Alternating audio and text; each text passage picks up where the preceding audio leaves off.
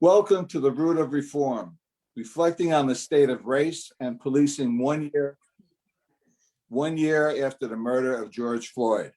While Congress debates police reform measures, the Lesniak Institute for American Leadership and the galleries at Kean are hosting this Zoom forum the eve of 1 year post George Floyd's death to discuss with New Jersey what New Jersey can do to reform police policies and enhance public safety.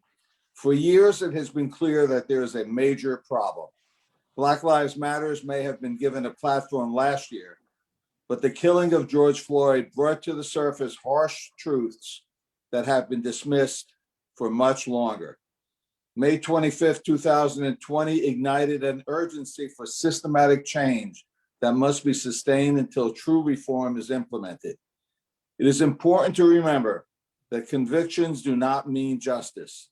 The protection of Black Americans does. Join us as we discuss the progress that we have made in 1 year and the priorities for the future. We will examine past and pending New Jersey legislation, a community-based policing model that has already yielded success, and a deep look into the history of the systemic problem of racial injustice in our society. And now it's my honor to introduce the president of Kean University, Dr. Repollet, who is on vacation, but he's going to be joining us by video. Prior to stepping into his current role as president of Kean University, Dr. Repollet served as the New Jersey Commissioner of Education, where he focused on reducing achievement gaps and modifying schooling in order to include social and emotional learning. While commissioner, New Jersey's public schools were ranked #1 in the nation by Education Week's Quality Counts 2019 report. It was my honor to recommend Dr. Repollet to serve as a trustee on the Board of Trustees for Kean University. And from there, he went to the Department of Education for the state of New Jersey. And now we welcome him as the president of Kean University. Dr. Repollet. Thank you, Senator Lesniak, for that kind introduction. I'm honored to be here and to be speaking with you about this tremendously important and timely issue. 1 year ago, George Floyd was murdered at the hands of a Minnesota police officer. He was a father, grandfather, brother, son, friend, and so much more. And he is just one of the many Black Americans who are victims of systemic racism and acts of violence simply because of the color of their skin. 1 year later, and a list of Black men and women who have died at the hands of law enforcement officers continue to grow. Before we begin today's forum, I invite you to join me in a brief moment of silence to honor all of those lives lost.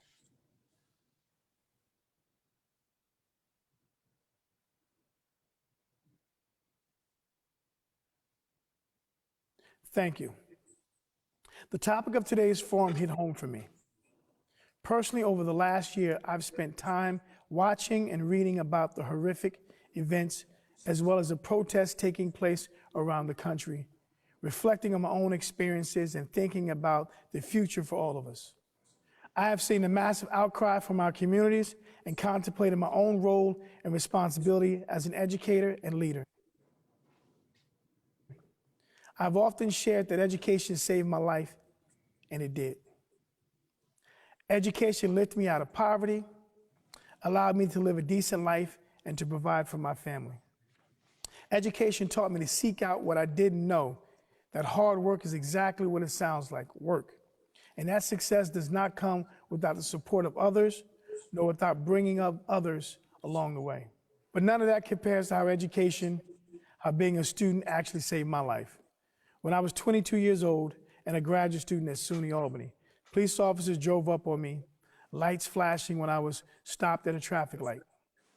The officers put a gun against my head, told me to put my hands out the window, and asked me what I was doing.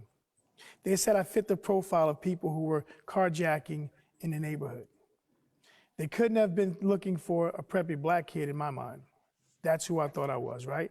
I wore khaki pants, shaved haircut, polo shirts, and Nike sneakers. It couldn't be me, or so I thought, because I didn't own a hoodie and I didn't wear my hair in braids. But I learned very quickly that my life was in the hands of total strangers. Their actions could change my narrative. In fact, their actions could have ended my story right then on the streets. I wonder now what people would have said about me if my life had ended that night. Would they have said that Lamont Repollet was a decent student, a student athlete, or a college graduate? Or would they find no criminal record yet conjure up a story about me? In that terrifying moment, so many things are going through my head, but all I knew was that I needed to find a way out. I kept my hands on the steering wheel and answered questions with yes, sir, and no, sir. And then I said, excuse me, it can't be me because I was a graduate student at SUNY Albany last week. Officer, can you prove it? Asked if I can take my college ID out of my back pocket. I showed it and was free to go. So when I say education changed my life, that's the double meaning behind it. I don't share this story for sympathy. I share because I think it's important to use the platform that I've earned and achieved to bring light to some of the injustices faced by Black and brown people throughout this country.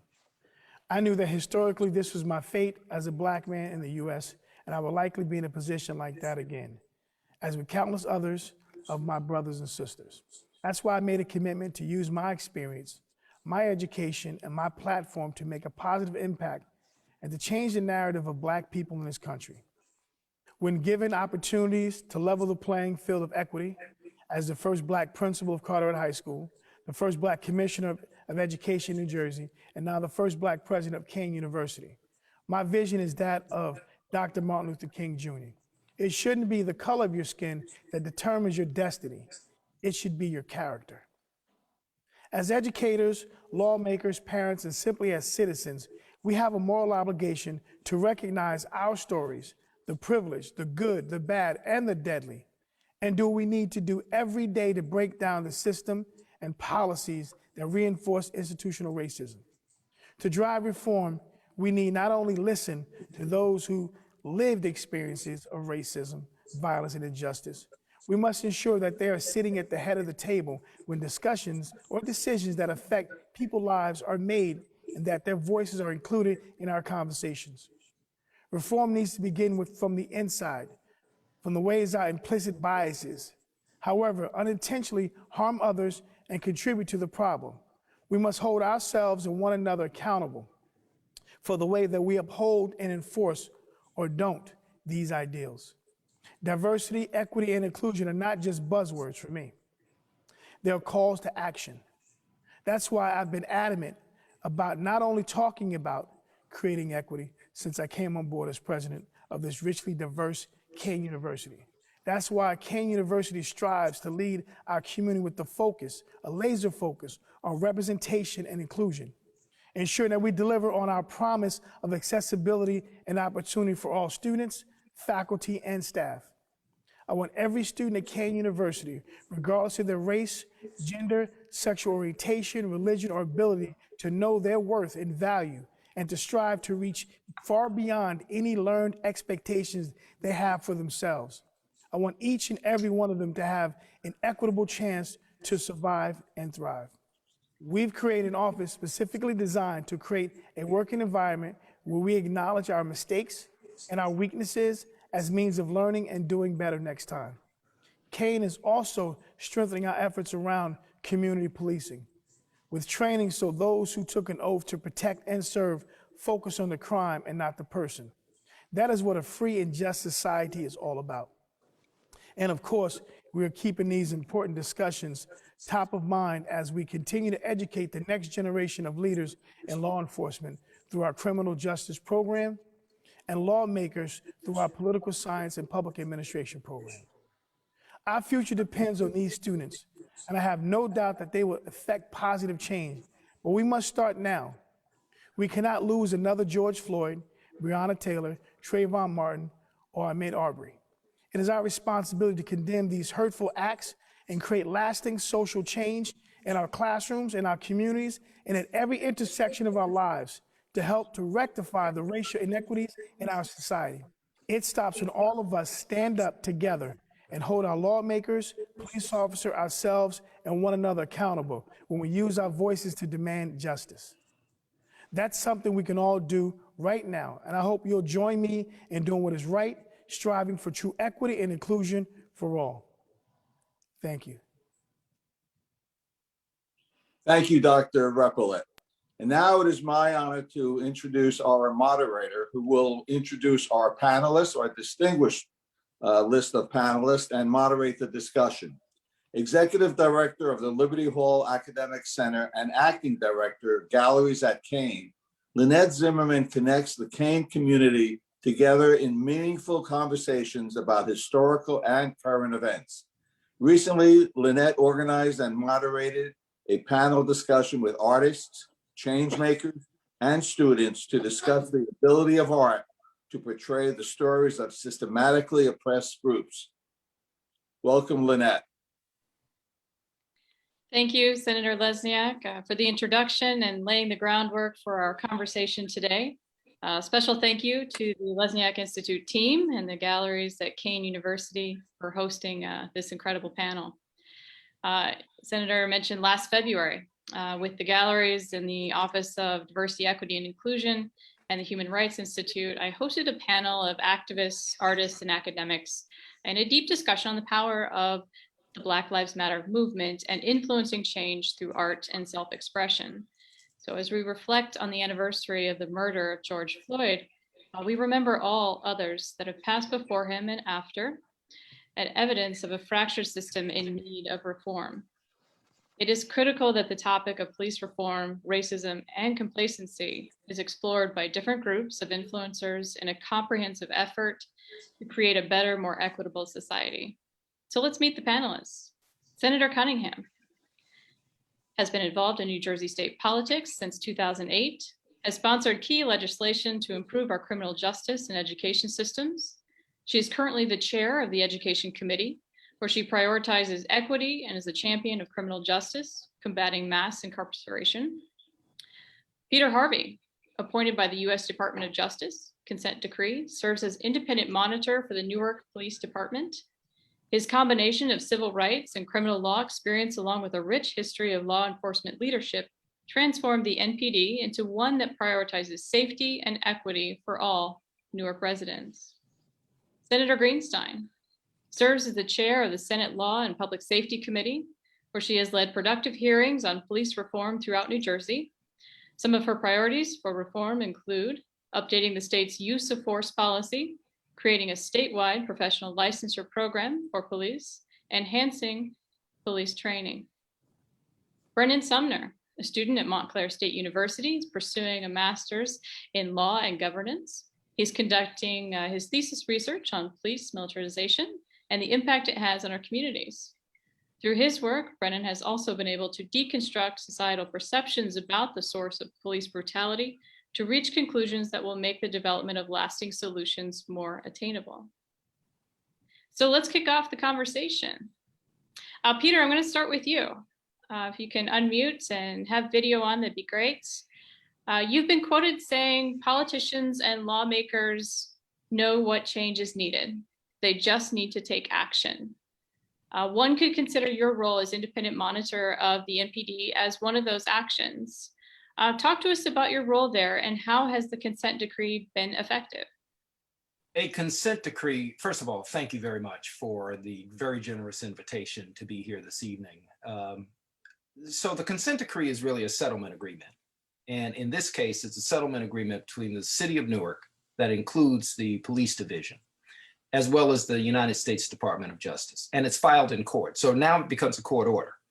There are a number of police organizations that historically have been placed under a consent decree after an investigation by the United States Department of Justice that will discuss or explore a pattern or a practice of unconstitutional policing. So the consent decree has numerous paragraphs, I mean, well over 240 paragraphs. And these paragraphs represent subject matter areas and tasks that both the city of Newark and the Newark police have to complete. And the way it works is it's a 5-year initial period. It can be extended for up to 2 years longer. The 5th year anniversary for Newark was May 5th. My 5th year anniversary for my monitoring team will be July 12th. of this year. And what it requires is, first of all, policy review and policy writing or rewriting. Secondly, training review, training, writing, or rewriting. And then you have to come in and determine whether the activities on the street measure up to the policies and measure up to the training.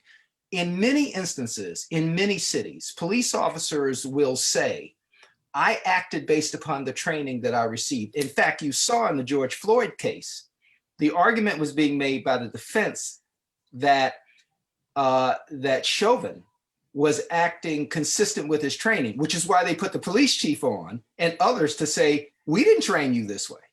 You are not acting consistent with the training or the policies of our department. So it's very important to have these policies in place, very important to have the training in place, and to have it occur at intervals of time. And then we come in and audit, measure whether or not the activities on the street mirror the policies and the training. But the real praise goes to the organization, the Newark Police Division, under past director Anthony Ambrose and current director Brian O'Hara, as well as the mayor. Because I have said to some friends in Minneapolis who are in positions of consequence that real reform comes when you have three factors in place. One, a mayor that wants it. Two, a city council that wants it. And three, police leadership that wants it. If you have any one of those three objecting to it, particularly the mayor and police leadership, you're going to run into a problem. So the real credit goes to really the city of Newark and the police, and I might add the community, because sometimes the community has to learn a new relationship with the police, particularly where the community has had an unproductive relationship with the police. So these are very important components, and they take time. And they are expensive. Think about it this way. If we had an apartment building with 10 floors in it, and they had 5 apartments per floor, and we neglected that apartment building for 30 years, we didn't put any money into it. Think about what it would take if a judge ordered us to fix it in 5 years. Fix the roof, the plumbing, the walls, the painting, the fixtures. It would be somewhat expensive to do it. And so it's really in a city's interest to pay attention to training, pay attention to policy, because you avoid doing what Minneapolis has just done. Actually, Minneapolis has done twice. The Department of Justice investigated them in 2015. They were sued by the current chief, who won a racial discrimination case against them where he was paid a couple of $100,000. And they just settled with George Floyd's family for $27 million.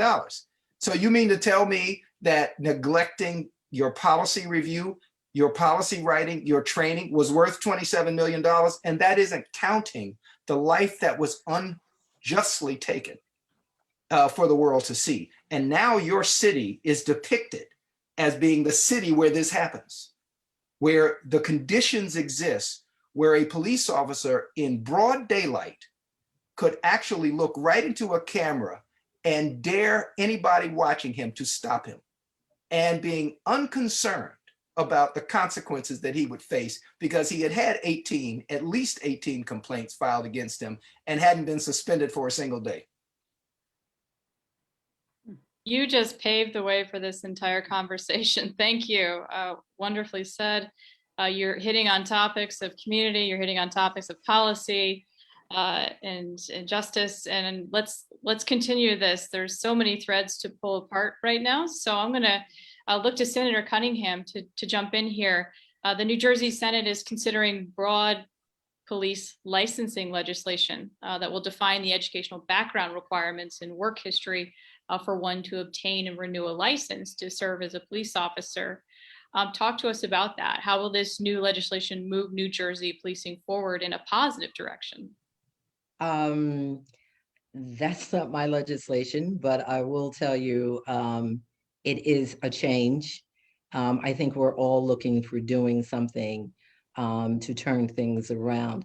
But let me say, I'm not sure if a police officer having a bachelor's degree will solve the problems. I think that having a bachelor's degree at least opens the door to that police officer probably having an experience in his personal life that he's accustomed to being with African Americans and other people. He's a little bit more comfortable and perhaps a little less judgmental as time goes on. But with everything that needs to be done, it starts with the training, I think. The way that we train policemen now obviously isn't working. The problem is that they were brought on to serve and protect, but they're not serving and protecting in most cases. There has to be some training so that they understand that is their primary responsibility and that we're not the enemies. We're not the people, we're not the enemies. Everyone is not your enemy and everyone is not guilty. You know, we used to hear a phrase all the time, you're innocent, you're guilty until proven innocent. Somehow or another, we've lost that. And now we're guilty until, innocent until proven guilty. So it's switched and turned around. But that's not what we are. Now, if you are accused of anything, you are suddenly guilty. Mm-hmm. And unfortunately, the judgment as to if you really are guilty should not be the policeman on the street. Well, those are excellent points. So you jumped to the education thread. I'm going to ask you to continue on that for a second here and talk to me about, you know, the training portion, but also the education portion. You know, I'm sitting here at Kean University in higher education. Is there a role for higher education to play in this transformation of public safety? Definitely. There's a part of it that if we do include perhaps making it a little bit more consistent to be a police officer. I guess I'm saying perhaps we need to work with higher education on programs that encourage policemen to return to school. We do more in terms of teaching the community that we want to have a more educated law officer, simply because it's their benefit if we have it as well, because it's important that these people learn how to relate to people in their community, and learning and treating them with force is not the answer. And I think that the higher education can play a role in that. Oh, excellent. Senator Greenstein, do you want to chime in on that topic?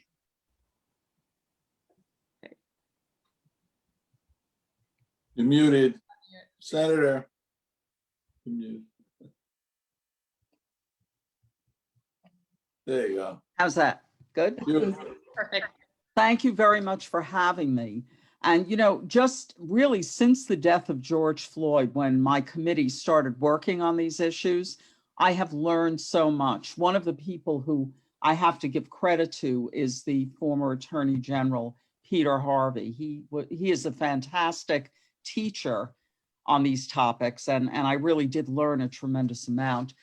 What I did just not very long after Floyd's death is I put together a hearing on policing, and it really took a long time to do this. It was very thorough. We had great speakers. I just want to give you an idea of some of the speakers. We heard every viewpoint there. We had the Attorney General, the President of the NAACP, Ross Baraka, the Mayor of Newark. We had Zelly Thomas from Black Lives Matter. We had people from the FOP, Sean Lavin, from the State Police, Wayne Blanchard. We had Peter Harvey. We had Reverend Charles Boyer from a group called Salvation and Social Justice.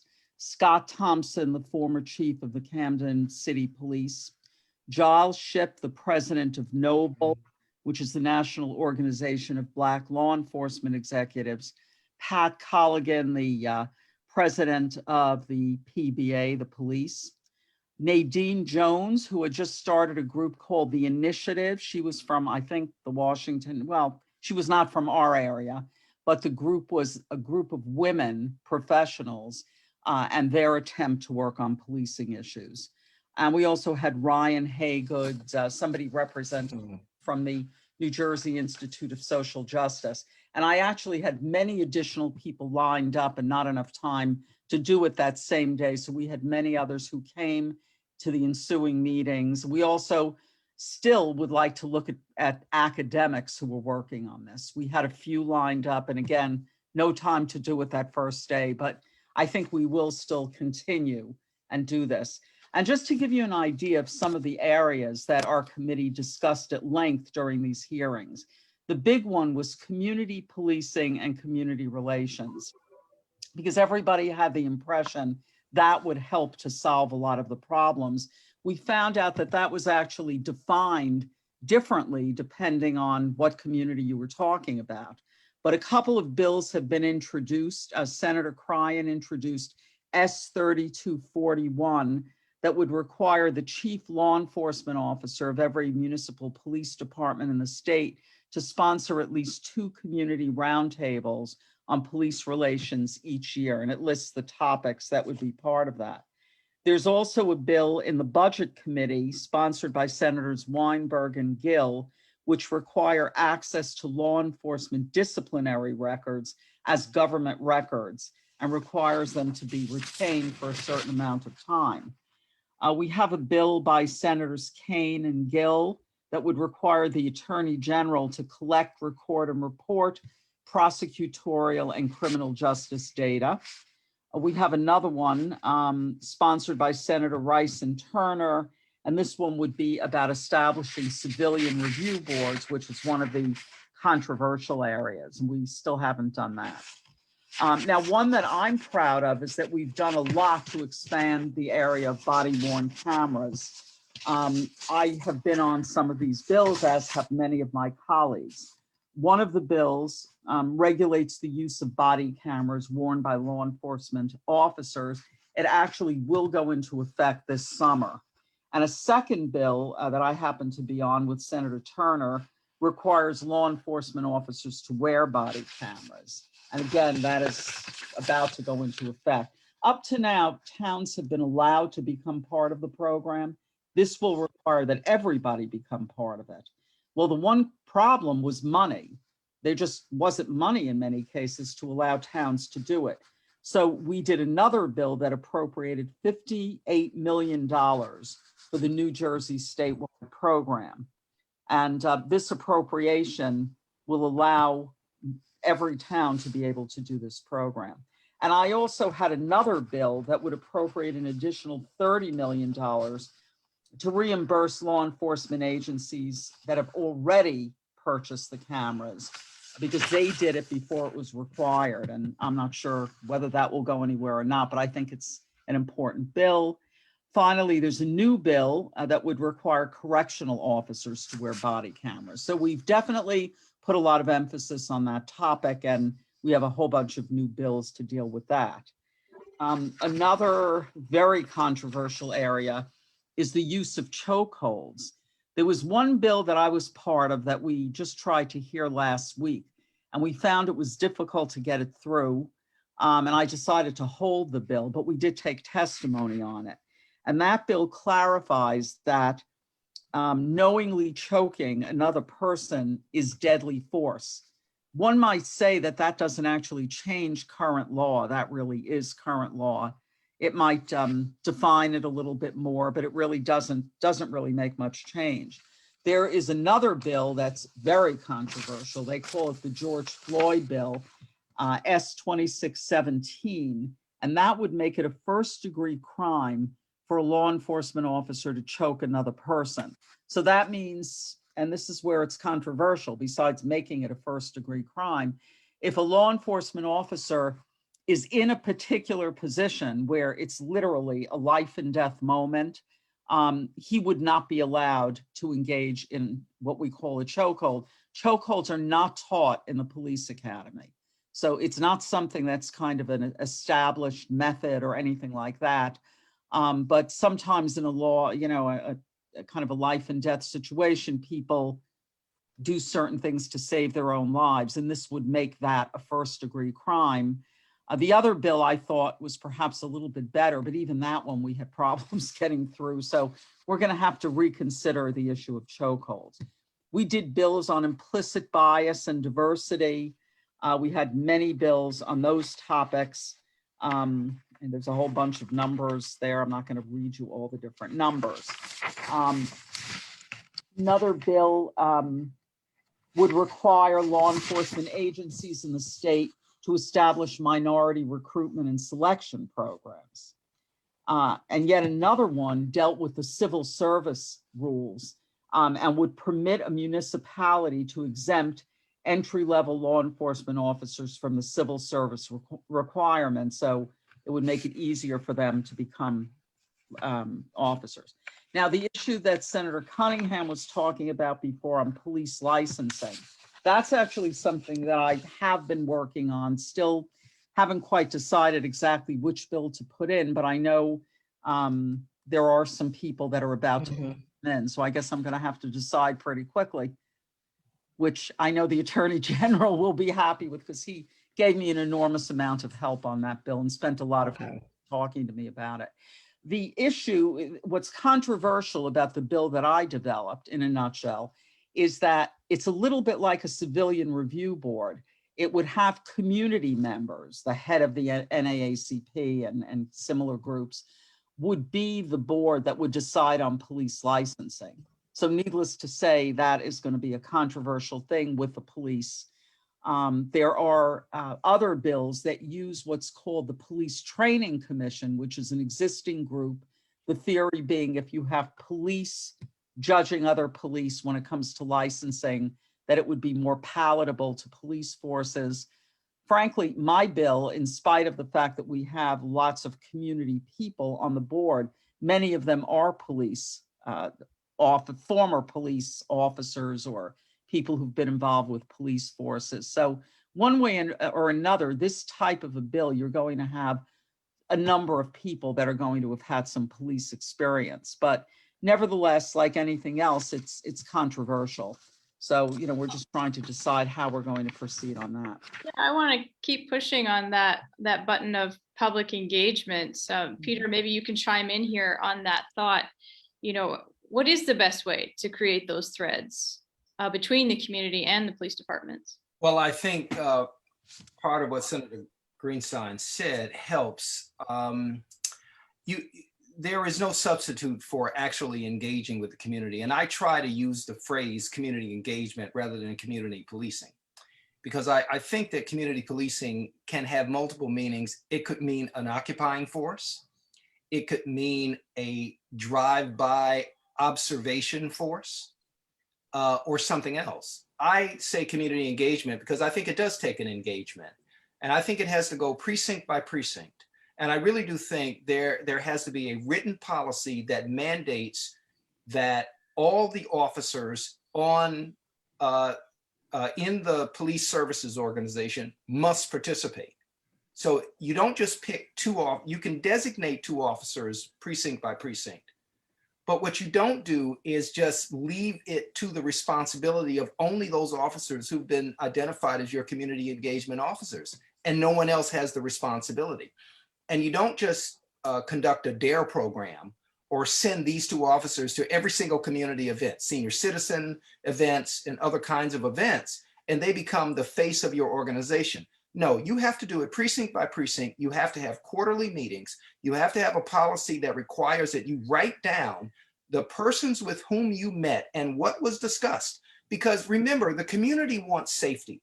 Every community wants policing. I do not subscribe to this view of defund the police and no police. We don't live in a world where that is possible, and certainly not in America where there are over 300 million guns in the hands of private people.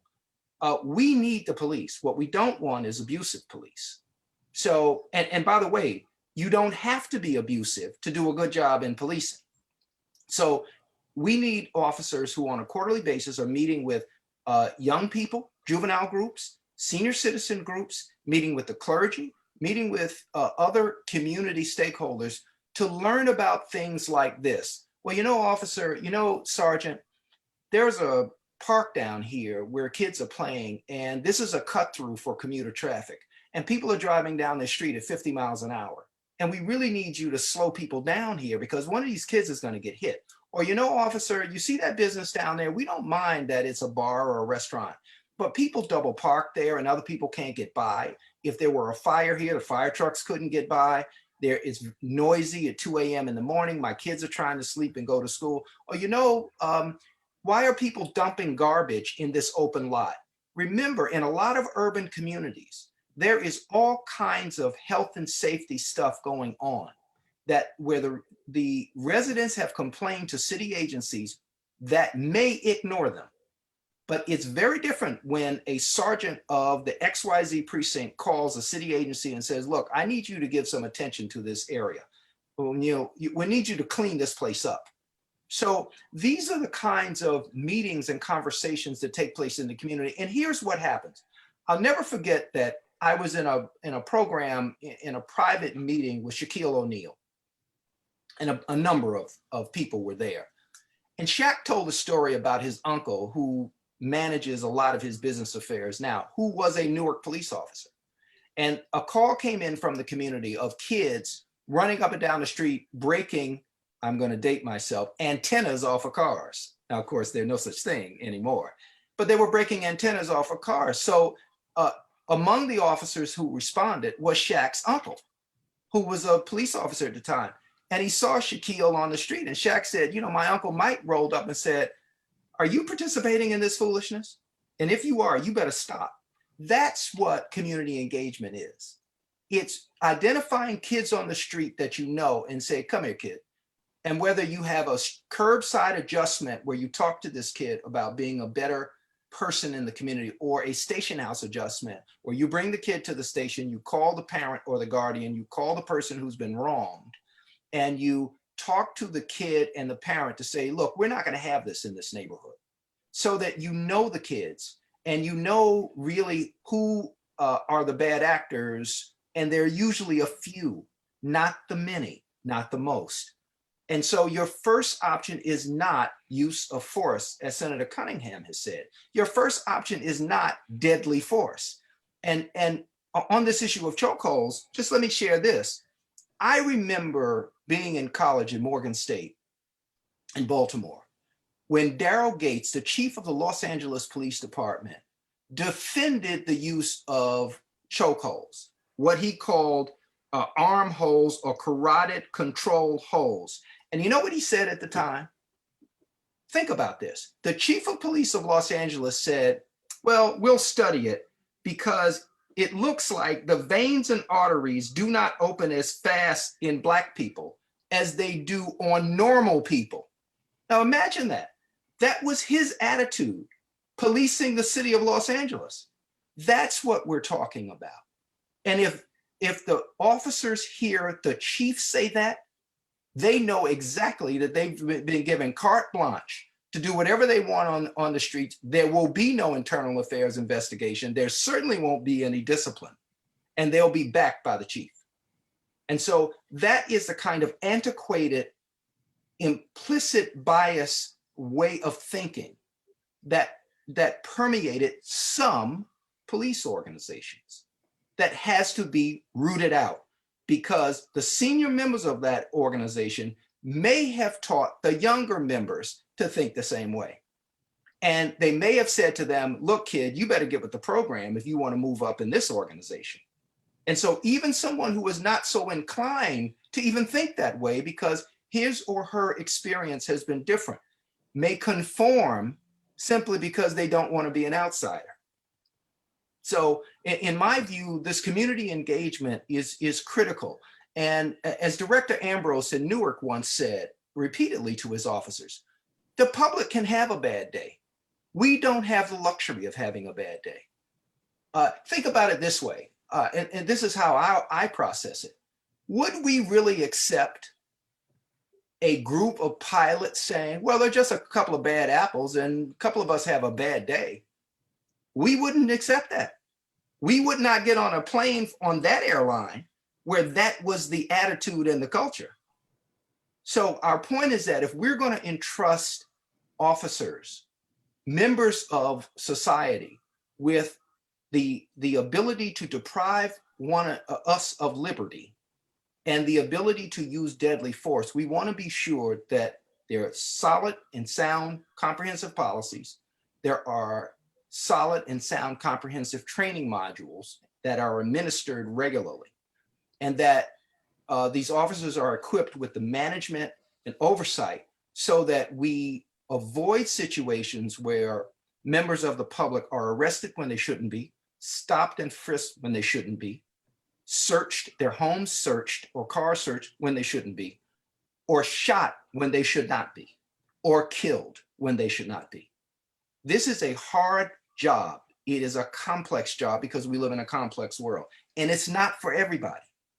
Everybody who wants to be a police officer, just because your uncle was, your grandfather was, your cousin was, your relative is on the force now, that doesn't make you qualified to be an officer any more than because your grandfather was mayor of Jersey City, that makes you qualified to run for mayor, or your dad was mayor, that makes you qualified to run for mayor too. No, you have to have a set of skills, and you have to have the maturity, and you have to have the care and concern for the community in the way we would expect it in a hospital with people who want to be nurses and doctors. So my view is community engagement is essential. And I think it has to be an ongoing process involving everybody in the police organization, and it has to go precinct by precinct, and management of a police organization must insist upon it. Oh, well said. And I like how you folded culture into that. I think that's a big piece to this puzzle. Brennan, you're our resident academic for the evening here. Talk to us, share your opinions on this matter of community engagements in regards to your research on demilitarization of the police departments. Thank you for calling me an academic, but I'm actually just a humble student, but I really appreciate it.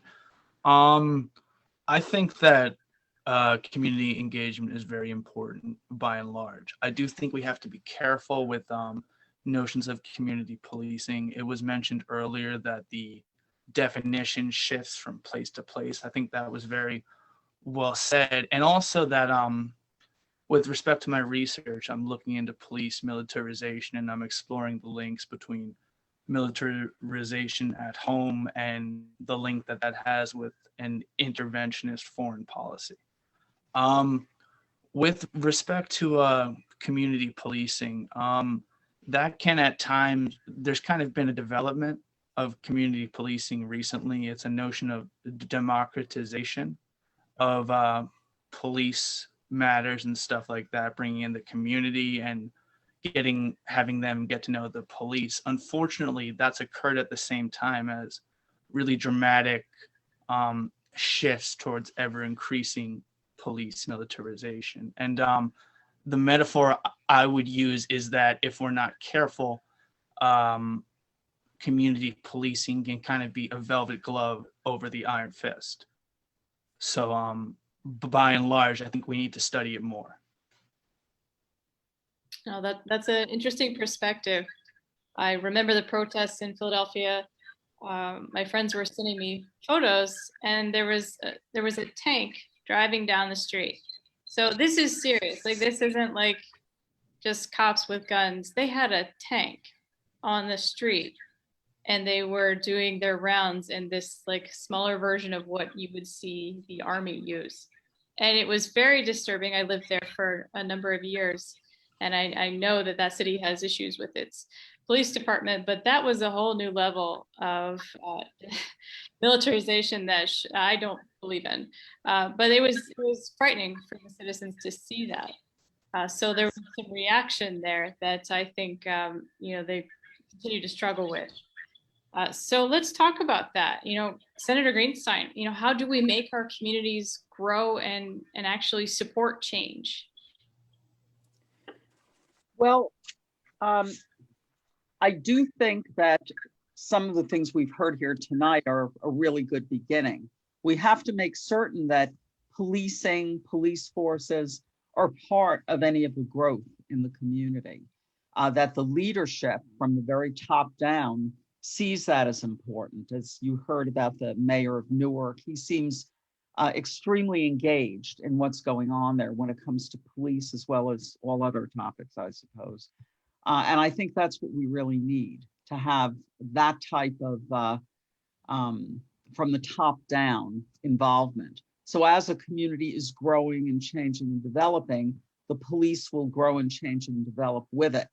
The key is not to have the police be off in the corner and not really be sort of seriously trying to change, but rather being very conservative and, we don't move and we only move within our circle and only get to know people in our own circle. The goal would be to bring them out, have them definitely get to know the members of the community.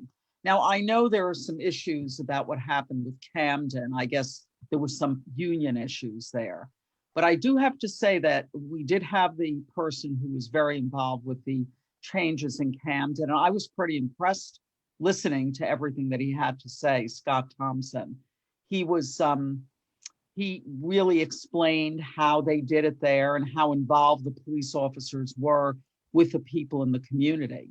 And there were many photos at the time that showed them marching, with the people and being out there with the people. So I think that the more you have that in a community, the more the police will change with the community and be part of that. Yeah, I remember that.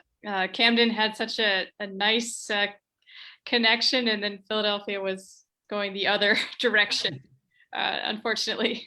So hopefully. Well, when I think of Philadelphia, I lived in Philly and I worked at the Philadelphia DA's office years ago. And I was there when the move, as they called it, the move group, that whole thing. It was like they were blowing up the city. And I was thinking to myself, I can't understand how this could happen. I mean, we were all just standing around in the office. We were astounded at the whole thing. And so that police force definitely doesn't have a good history with the people of the city. You're correct. I think President Repillette mentioned in his remarks, he said something to the effect of, we understand our history. We know we're not perfect, but we're looking to move forward. And here's how we're going to do that. And I really appreciate him acknowledging that, no institution is perfect.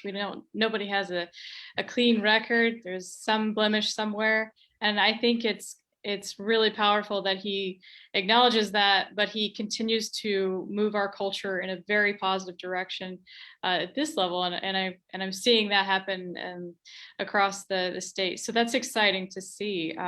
It is.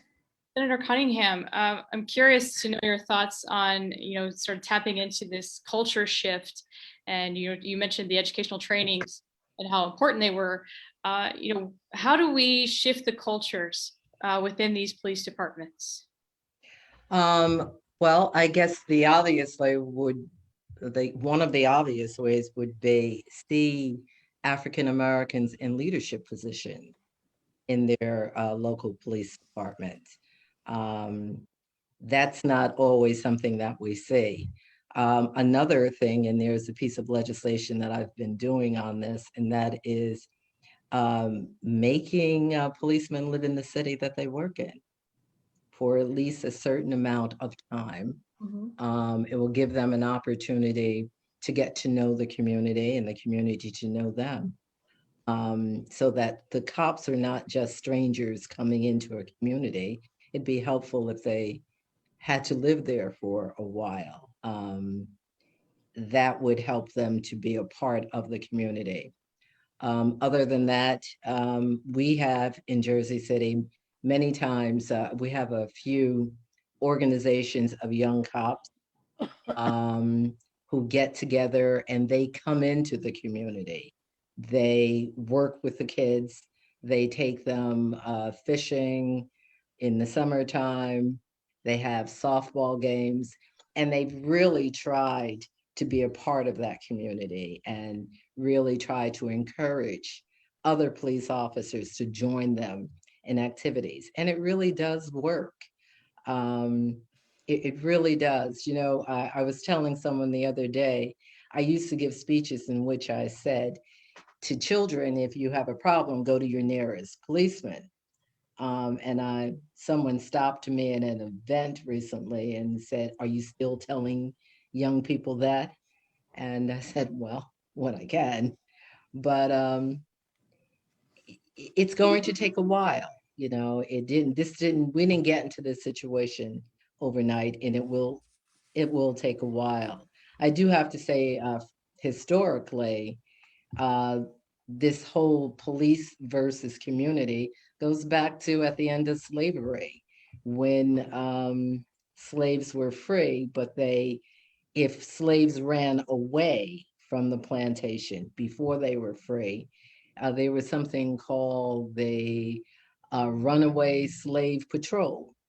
And they very much acted and looked, as a matter of fact, their badge looked a little bit like our current police badges. And their job was to go out and bring back the slaves, and the slaves were automatically cast as the bad person here, and they could do whatever they want to do to them as long as they brought them in. So it's a long history, and certainly something we need to fight for every day, but it's something we have to work together with.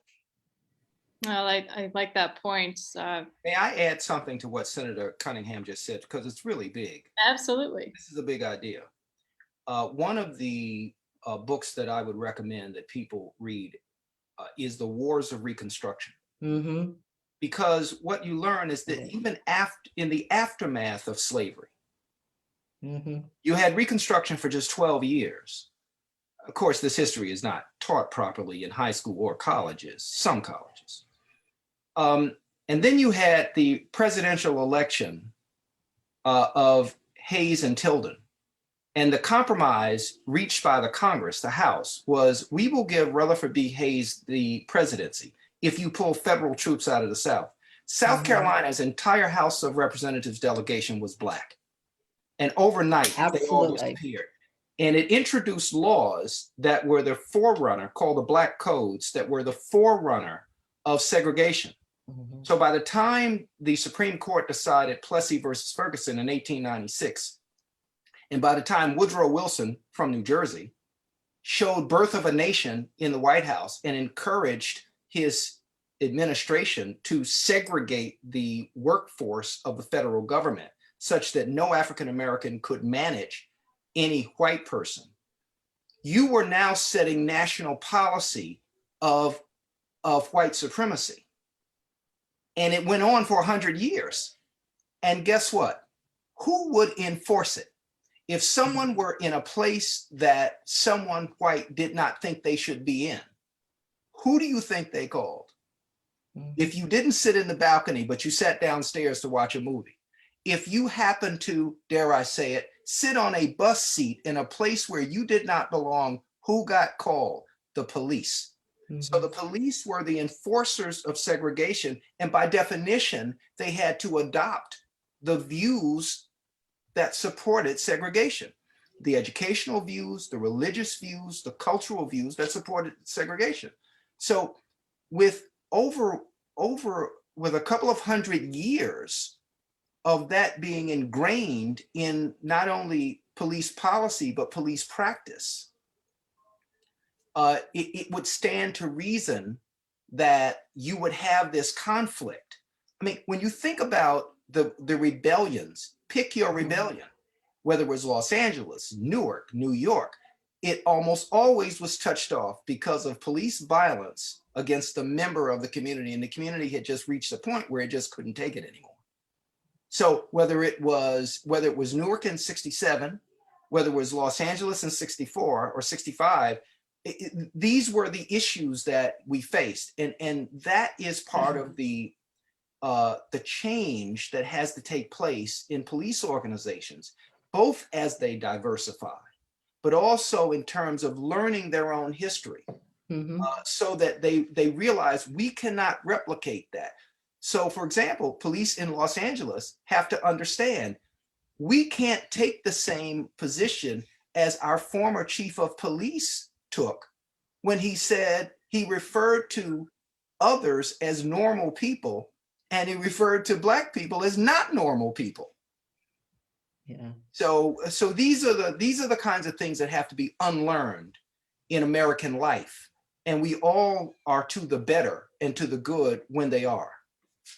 Oh, And I'm these sorry to history lessons. sorry Very to speak out of turn, but I wanted to share that because Yeah. it was a major point that the senator made that I didn't want to be lost on us.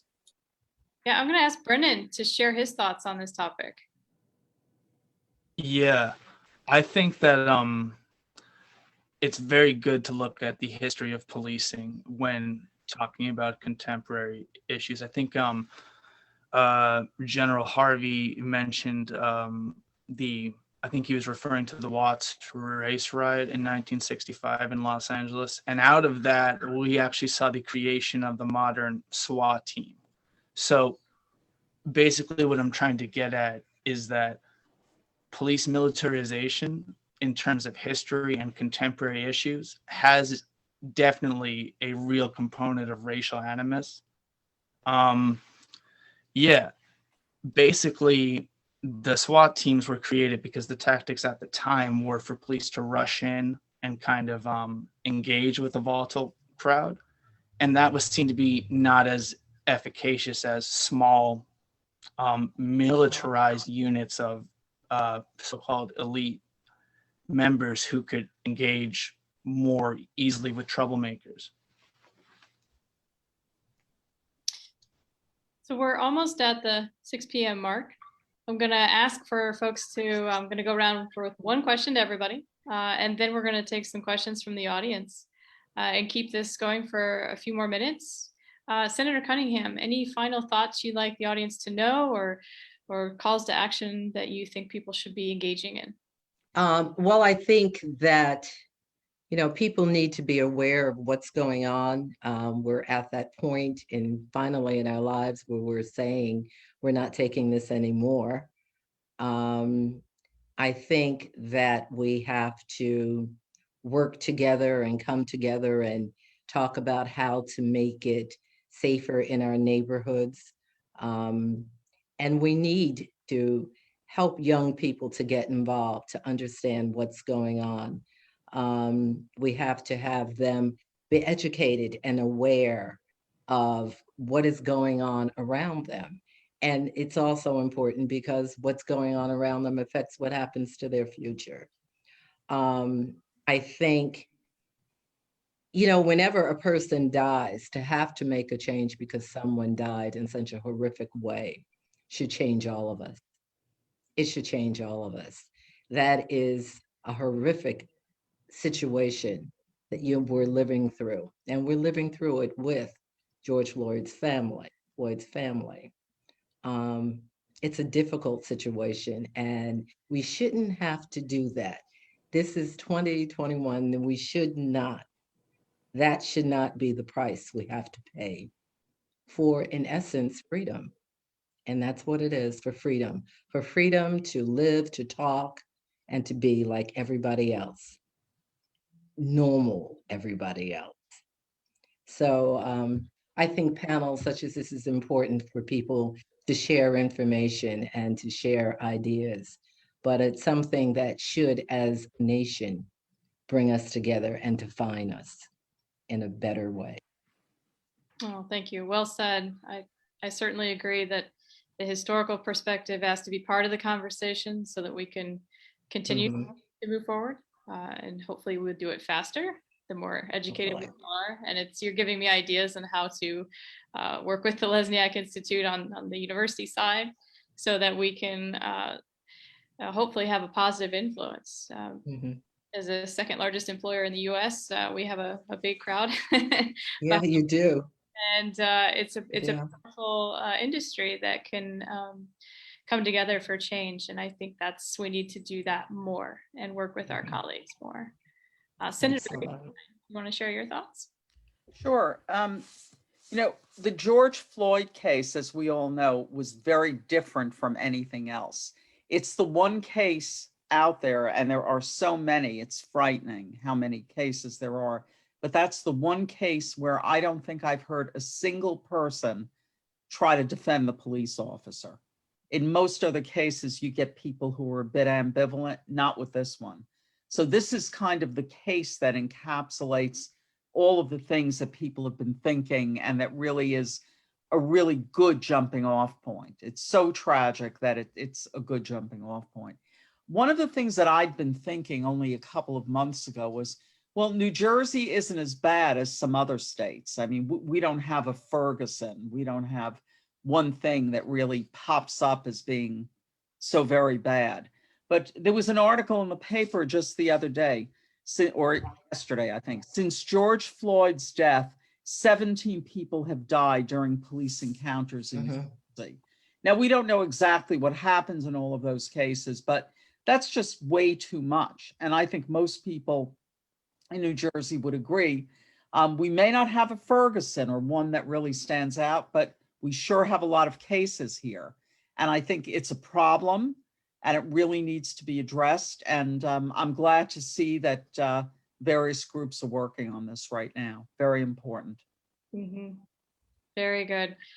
Brennan, I'd like, curious for your thoughts on this topic. So what is the greatest history lesson we can walk away with today, and how to engage in civil discourse as we explore and reimagine law enforcement?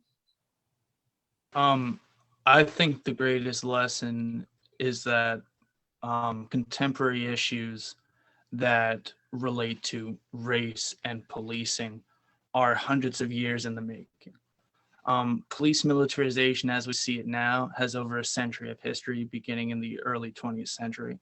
It's definitely related to the importation of violent methods of social control from foreign battlefields. And once it becomes untenable for elected leaders to abide this sort of institutionalized, militarized racism, then it will be up to the public to make that untenable for them to abide, and that's when change will come. Thank you. Peter, any final thoughts you want to share with our audience today? Yeah, I'm always thinking about what happens to the conscientious lieutenant, captain, police chief, police director, who says, you know what, I'm not going to let this happen on my watch, in my organization. I want to do something to prevent this. And believe me, there are many who think that way. I've worked with them, and I've spent time with them on a wide range of issues. Where do they go? Where do they get the help? I submit that New Jersey would be remiss if it did not invest in an existing resource that ought to be expanded. And what am I talking about? I'm talking about the Rutgers Center on Policing. The Rutgers Center on Policing started as a police institute. It was housed for a moment in the Rutgers Law School in Newark. It has moved to the Rutgers main campus. But they have been on the cutting edge of police reform for some time. And in fact, they are part of the Newark monitoring team. And what do I mean by the help? A police chief says, look, I need my policies looked at by somebody who knows what they're talking about.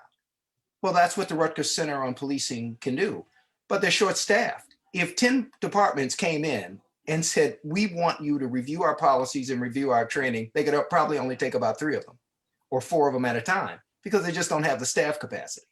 But I submit that a small amount of money by state budget standards, when I say small amount of money, I'm talking about $2 million. For a small amount of money, they can add more professionals, like persons who've retired, like Scott Thompson, to help police chiefs replicate what we saw in Camden, replicate what we're seeing in Newark, replicate what we saw with the New Jersey State Police. So when we talk, one of the questions that was asked by the Lesniak Institute, and I think it was a great question, what can we do from a cross-border standpoint? And for example, in Rochester, if the Rochester leadership, Rochester, New York, said today, we need help. We can't do this alone. We don't want to be under a consent decree. We want to place ourselves under a consent decree. Where would they go to get that help? I submit they could go and get it from the Rutgers Center on Policing. But I think we have to invest in this magnificent resource, and we have to expand it. So we're not just doing seminars twice a year. but we're also giving nuts and bolts instruction to police leadership so that police leadership understands not just policies and training, but let's go beyond that, how to be leaders. Do you realize in this state, where Senators Cunningham and Greenstein realize this, you could be promoted to sergeant, lieutenant, and captain and get no training associated with it. You don't get budget training, personnel training, human resources training. You can't even identify if somebody on your force is under stress, maybe because of divorce, maybe because of alcoholism or alcohol abuse, maybe because of drug abuse, or maybe just the pressures of the job. Maybe they witness, look, police officers see us at our worst. Maybe they witnessed something traumatic that triggered something in their own lives. So we have to be sure we invest in wellness of officers and invest in helping those police professionals who heard the message. They have decided that their organization is going to be different, but they don't know how to make it different. Yeah. So I think we ought to give some serious thought to that as a state, because right now we are one of the leading states with respect to thought leadership on this question. We have a very thoughtful Attorney General who is stepping into this void and taking action through Attorney General directives. And we have a legislature that is very serious about it. Senator Greenstein, Senator Cunningham outlined some of the pieces of legislation that are pending out there, the conversations that are going on. And we have a very thoughtful governor who will sign it if it passes. But we have to up our game, because we should be the thought leaders in this space, so that no municipality in this state that really wants to be different and change and get the help is left without a resource by which to get it. Oh, I like that. I like taking the leadership role. I think New Jersey has great assets and we need to share that. Yes, Senator Green. I just want to make a quick point. I don't remember if I ever told you this, General, but when the late Tom O'Reilly was the head of the Rutgers Police Institute, I did the very bill that you're talking about. And of course, it didn't go through. It's always about funding. But I had a bill and it went through a committee and then it never went through. So I guess we can try that again. Why not? I mean, look, if it can't pass now, then we are kidding ourselves if we're talking about police reform. And again, it doesn't take a lot of money. It really doesn't, because you're talking about hiring people who are independent contractors, who are professionals in this space, who have real respect of other police leaders and can talk to them about how to do it. And you're also talking about the question that Lynette asked earlier, and that is, what is the role of education? Well, the Police Institute, when it was at Rutgers Law School in Newark, invited corporate executives to come in and talk to police leaders who were going to take over departments at a certain point. Think about the Army War College.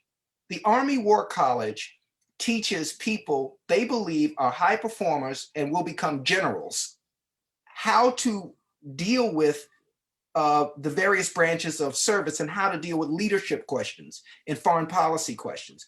Well, that's what the Rutgers Police Institute was doing for police leaders who were the up and comers in New Jersey, except it was executive leadership. How do you take two sergeants who are both talented, but who hate each other, and their squads battle with each other inside a department because the two sergeants don't get along or the two lieutenants don't get along? How do you solve that conflict, Mr. Captain, Ms. Captain? How do you put together a budget? How do you upgrade your equipment? What is your 5-year plan, your 10-year plan? What preparations are you taking? What is your community engagement strategy? What are the models that have worked? What are the models that have not worked? So these are the conversations I think that have to happen. And I think they can happen in an academic environment where police leaders have a chance to step away, think about it, and implement what they are inclined to implement, but they have real guidance about it. Oh, well said. Thank you for sharing that. Senator Lesniak, did you want to comment on any of this? Well, I certainly do. This is one of and I want to thank everyone, senators and General and Brennan for this phenomenal and very enlightening discussions. We may even get a resolution in the legislature out of this, but hint, hint, hint, hint, hint. But I just want to urge everyone, this is a series of discussions that the Social Justice Institute, a social justice network at the Lesniak Institute is engaging in. I just want to briefly state what our priorities are. There are: one, creating a cultural change within the criminal justice system to focus on rehabilitation. Number two, closing the education performance gap and reducing infant and maternal mortality in low-income families. Number three, addressing the disparities in equality for minorities in the housing sector. And four, eliminating acts of police brutality through transformative measures within every police department. This was certainly an enlightening discussion. This is on video. Anyone can go to the Social Justice Network at the Lesniak Institute to tune in. And I just want to thank everyone and ask Lynette, I'm sorry, are we taking questions or are they going to be answered afterwards? Yeah, we're going to take questions now. We have a few minutes here. Kiana, do you want to take the stage? Thank you. Yes. So the first audience question that we have is, does social order have to be sacrificed in the pursuit of law enforcement reform? And maybe Mr. Harvey, you'll be able to speak to this. Could you go a little bit into detail about how community engagement leads to more effective outcomes in police-civilian interactions? And then maybe Brennan, you could even follow up on this. How can departments refine it in a way to where it does the maximum amount of good? Well, it really helps because it helps focus a precinct if you do it precinct by precinct. See, different communities have different challenges. Some may have public dumping in open lots. Some may have people using cut-through streets, as I talked about before, using streets to cut through for commutation. Some may have, you just have different issues in different communities. That's why you have to do it on a community by community basis, which means a precinct by precinct basis. And what you're trying to do is get the officers to learn the people who live in the officer's precinct, so that when there is a kerfuffle that arises, and I'll give you an example. In New Brunswick, we have Rutgers University, of course. We have football players at Rutgers University. We have students. Students have parties. And there were times when police in New Brunswick were called because there was a disturbance complaint on 911, and they would come out to a party. And these parties, sometimes the conversations began to escalate. And I remember at the time, I was asked to come out. I was in Trenton at the time. I was asked to come out. I brought the county prosecutor out. I brought the police chiefs from Highland Park and New Brunswick in, and we literally had a conversation with student leaders in the athletic department and women and men to talk about what the expectations were of the police, what the expectations were of the people having the party, particularly athletes, so that they could just have a conversation to lower the temperature. Because what we did not want is a fight to break out. We didn't want the police to come in and be fearful because they see a 6'4", 280-pound lineman and they think all of a sudden he's going to attack, when in fact he's not. And someone gets hurt or injured. So these are conversations that have to take place on a regular basis, because what happens is when officers know the kids in that community, even if the kid says something fresh to the officer, they don't take it as an opportunity to give the kid a beat down, to arrest the kid, or to shoot the kid.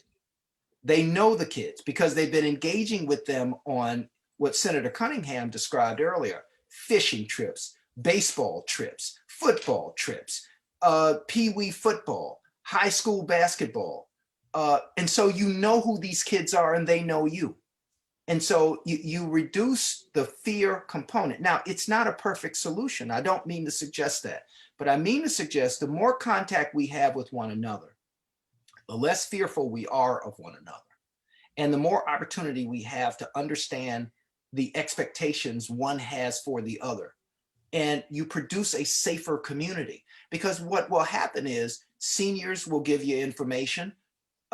People will tell you, you'll learn when certain people are out of town, how to protect people's homes, their cars, their property, as well as their lives. And I don't know how a police organization does that without having repeated regular conversations with members of the community. I don't know how you know that otherwise, because most people are not walking up into a precinct. They're too afraid that they're going to be the targets of something. They're too afraid that somebody's going to say, why are you bothering me? As I have told police officers before, if somebody comes to a precinct, they're not coming there to check the air conditioning inside of your building. They're coming there because they have a problem. And they should be treated in the same manner as you would want a family member treated who came to your workplace to ask for help. And I put it in a different way. I said, imagine if you were in a restaurant and you came in with your family and you sat there for 10 minutes and no one even offered you so much as a menu, let alone a glass of water. How would you feel about that? Would you stay there? Would you complain? And what if you complained and the manager said, we don't have to take this from you, get out? I mean, why would you accept that level of service from a restaurant? So if people are coming to a precinct, they're coming there because you are open 24/7 and they're seeking your guidance, your help. And so let's be helpful. To serve and to protect. Those words mean what they mean. Serve and protect. This is a calling. This isn't a job that you do because you couldn't find something else to do. This is something that you have to believe in and want to do, and be prepared to offer selfless service. And that means that if somebody's on the street recording your behavior, guess what? They're in a public street and you're a public servant. If I can go to a city council meeting and record what's going on, why can't I record you? You're a public servant doing the job. I'm standing in a public street. Why can't I record you? And so, for example, in Newark on its own, not required by the consent decree, wrote a First Amendment policy to explain to officers what they could and could not do. Newark also on its own, not required by the consent decree, wrote an LGBTQI policy. Why? Because if officers are going to stop people, what if you stop someone and they don't identify by a binary gender? They're not trying to be cute with you. That's how they identify. What happens if you have to place them under arrest? Who's going to search them? Who's going to frisk them? By the way, where are you going to put them? Are you going to put somebody in an environment with homophobic people where they get hurt? And now they get hurt in a city jail? They get hurt in a city police department? So you have to write policies and give training about this. And that's why you have to talk to the community about it. Yeah. And you have to talk to everybody in the community, because everybody has a stake in this going well. Nobody wants abusive policing. Everybody wants good, solid policing, and you'll get the help from the community that you want and that is useful to you, but not if you treat the community as if it's radioactive and this is a community of criminals. I think Right. that's We're going to get you, and you better get them first. Right. great. Lynette, we have a backlog of questions from the audience. Can we get to them? Sure. Brendan, do you want to answer real quickly? We'll have I really, can we get to the questions from the audience? They're really showing some impatience, and I understand that. Sure. Kiana? Yes, so our second question is, has any new legislation been passed in New Jersey since the murder of George Floyd, both specifically in relation to the consent decree or just in general? I know we discussed some of it, but do you think some of you guys can go more into detail? Senator Greenstein? If you're asking, I don't think we did, you can tell me if I'm wrong. I don't think we did any legislation that pertained to the consent decree, did we? No. In general, in terms In of general. Just in general? yes. Well, all of the bills that I listed, whether it was about body cameras, diversity on the forces, training, and many others, those were all since the murder of George Floyd. And are they all signed into law or just No. in process? Many are, some are not. Many are, though. Yeah. By the way, you can go, any viewer can go to the New Jersey legislature, Google New Jersey legislature, and there will be a list of bills on the topic there for your perusal. I can tell you, like, some of the diversity bills of diversity on the force, I believe at least one was signed. definitely all the body camera bills. Those were all signed from top to bottom. And there are others as well. We still have a lot. Civil We still have service a lot of bills. work to do. We still have a Still lot of have a work to do. lot to do. Yeah. That's why we have two of the most important senators here on our panel, Senator Cunningham and Senator Greenstein. Thank you. We'll be watching you. We'll be ready. That's I'm right. sure you will. We can't hide out, I can tell you. We'll be ready. I know that. Another question from the audience. Yes, so somebody asked in the Q&A box, is the idea of having a bachelor's degree being promoted as a requirement for officer qualification? And what about those who cannot afford the education? Senator Cunningham. Yes. First of all, I don't think that that's something that's talked about. There is no legislation that is about that at this point. I was talking about it because other people had mentioned to me about the fact that maybe we need to have college educated policemen. I am not convinced that that will change their behavior. I think that with new training could possibly work, but just to have someone with a BA degree is not the answer by itself. So we're just looking at different ways of combating the situation. And as of now, I'd say, no, that's not a consideration, but I don't speak for everyone, and we'll just see as time goes on. Senator Greenstein. Yes, when we were working on the licensing bill, I had many discussions with the Attorney General about this.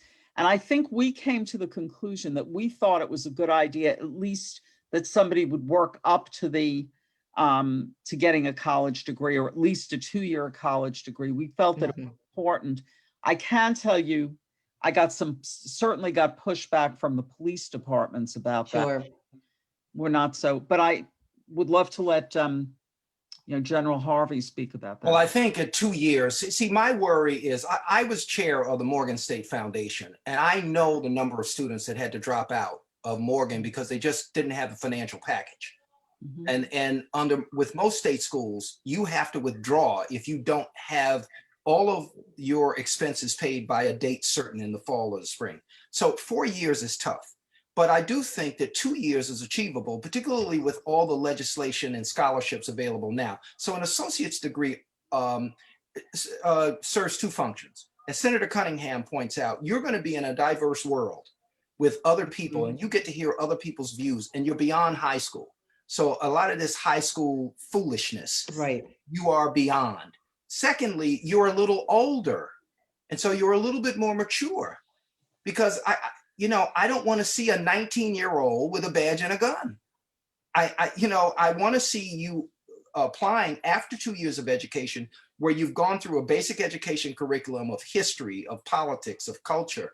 And then when you join a force, most police unions have negotiated with most cities that they will reimburse you for tuition as you go back to college. So you can pay for the other 2 years. And I would love to see a requirement of police organizations, a voluntary requirement, that within 4 years of you joining the organization, you have to finish 2 years. And lastly, I would love to see an obligation on the part of police organizations to say to someone, or of cities to say, you're going to have a longer probationary term. We want to see how you do this job. I mean, look, a brand new rookie in the National Football League has a 4-year initial contract. So why shouldn't we have police officers performing this most important task having to be tested for a 2-year period before we give them effectively tenure? So I think that these are measures that allow us to make sure we get better people as police officers who are more committed to the work. May I interject something here? We are at a position now in the state, and I'm glad you brought up the funding. You can actually, for your viewers, you can actually get a bachelor's degree without any cost in this state. The governor has been very good about wanting to educate as many people as possible. So I think as time goes on, that question about I can't go to college, I can't get a BA or whatever, so therefore I can't have my dream of being a policeman might just not be as true as you think it is. Kean, Okay, thank you, Senator. Next question. I think we have time for one more question, and then perhaps, Kiana, you can share some contact information, and people with additional questions can reach out to you later. We can talk to the panelists about them.